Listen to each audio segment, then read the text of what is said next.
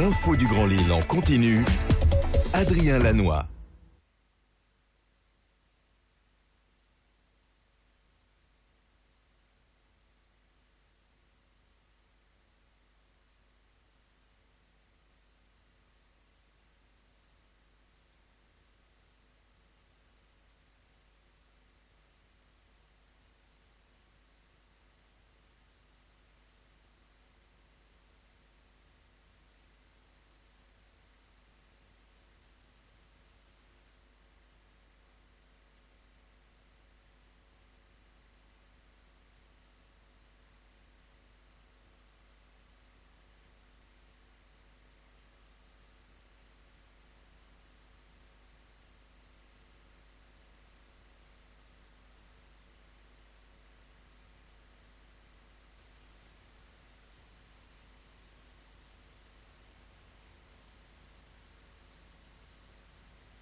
« 70 millions d'euros vont être investis sur le site via plusieurs commandes de TGV et de locomotives.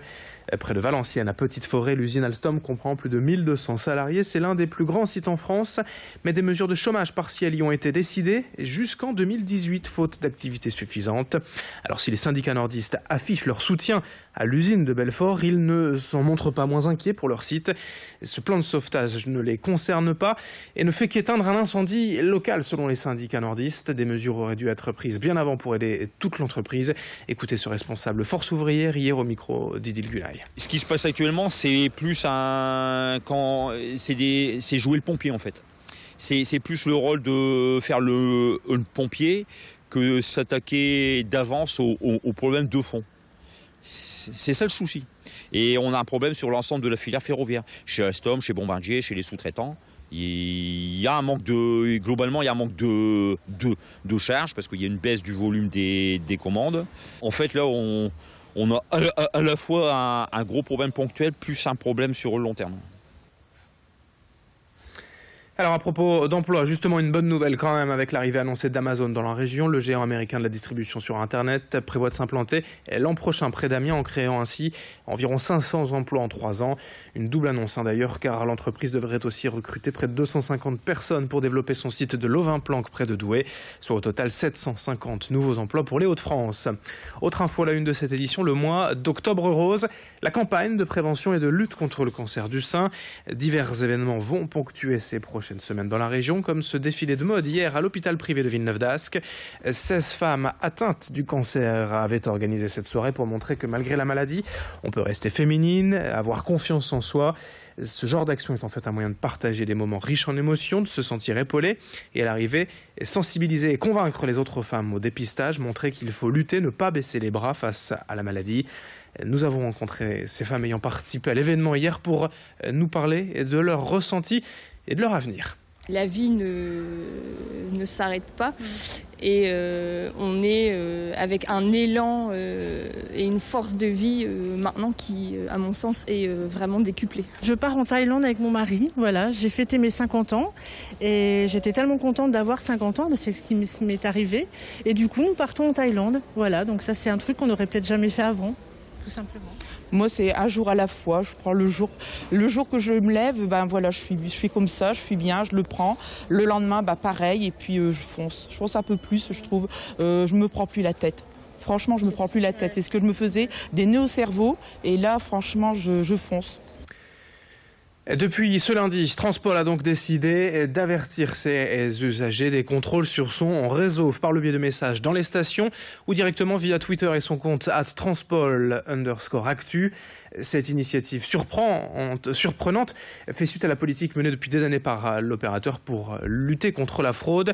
Transpol estime en effet que pour combattre la fraude, il vaut mieux inciter les usagers à ne pas se mettre dans une telle situation. Cette opération n'a lieu que cette semaine, mais pourrait bien devenir permanente selon le chef des unités de contrôle pour Transpol que nous avons joint au téléphone. L'objectif, c'est bien que ça se reproduise régulièrement. On n'a pas déterminé de cadence actuellement. On va essayer de mesurer un petit peu l'impact. Il ne faut surtout pas résumer l'action de lutte contre la fraude à l'action, entre parenthèses, répressive des contrôleurs qui consiste à verbaliser celui qui n'est pas en règle. Il faut vraiment inciter chacun à être en règle. C'est ça la finalité de la lutte contre la fraude. Et le fait d'annoncer les opérations de contrôle, incitent un certain nombre à voyager en règle. L'info en bref, 10 ans de prison pour le meurtrier d'un jeune espoir du LOSC. En décembre 2011, Molami Bokoto, jeune footballeur, avait été tué d'un coup de couteau par un ancien éducateur à Marc-en-Barœul pour une histoire de stupéfiants. Lundi, son meurtrier a donc été condamné à 10 ans de prison par la cour d'assises de Douai. À Roubaix, le père de l'adolescent de 15 ans qui a violemment chuté de 10 mètres mercredi dernier dans une friche industrielle rue Mascara. On appelle aujourd'hui aux autorités municipales pour réclamer la sécurisation du site et éviter surtout d'autres drames. Son fils, lui, était hier encore toujours hospitalisé entre la vie et la mort. Dans le reste de cette édition, on évoque les difficultés financières de l'école du Chat à Roubaix.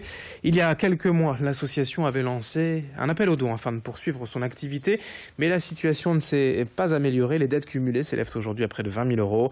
Ces responsables ont donc lancé un nouvel appel à l'aide sur leur page Facebook et déjà un peu plus de 1 000 euros a été récolté. La mobilisation est importante car cette école du Chat joue un rôle non négligeable dans le recueil des animaux, leur stérilisation et leur puçage.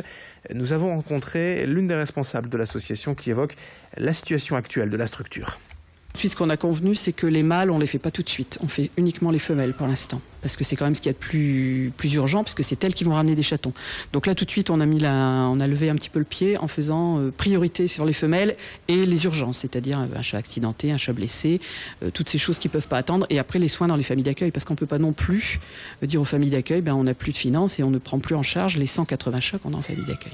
Le risque, ce serait que l'association disparaisse, qu'elle soit mise en une sorte de liquidation en fait, de l'association qui ne pourrait plus apurer sa dette. On n'en est pas encore là, mais bon, il faut aussi l'envisager. Ouais. En sport, en football, sachez qu'il reste des places pour le match Lille-Paris Saint-Germain du vendredi 28 octobre. Des billets à partir de 34 € pour l'une des affiches les plus attendues de l'année au stade Pierre-Mauroy. Rendez-vous sur billetterie.losc.fr. Et puis, en rugby, sachez que 5 joueuses du LMRCV, le club de Villeneuve d'Ascq, rejoindront demain l'équipe de France de rugby pour un stage de 4 jours. La demi-mêlée est Yana Rivaloen, la deuxième ligne Virginie Grière, Chloé Pell et les jumelles Romane et Marine Ménager, des sélections qui récompensent la formation menée par le club de Villeneuve d'Ascq. 7h22 en direct dans un instant, vos prévisions météo sur Grand Lille TV. Merci de votre fidélité.